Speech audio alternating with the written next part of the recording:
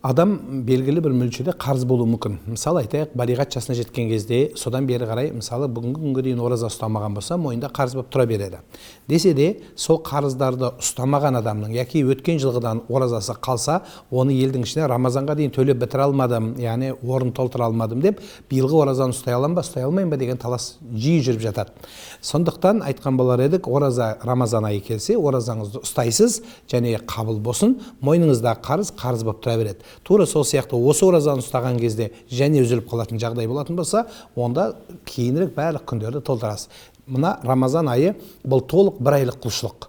Бұл өзінің мәресіне жету үшін сол толық бір айы толық ұсталыну керек. Бір айлығымыз кейде 29 күн болады, кейде 30 күн болады, айдың туынуына сай. Оны Қазақстан мұсылмандар діни басқармасы белгілеп береді. Сондықтан осы бір айлық кезінде үзіліп қалған болса, оны айттан кейін қалаған уақытта өтегеніңіз жақсы. Десе де бір жылдың ішінде өтелгені сауап, яғни дұрысырақ болады. Неге? Өйткені қарыздың үстіне қарыз жамаған жақсы емес.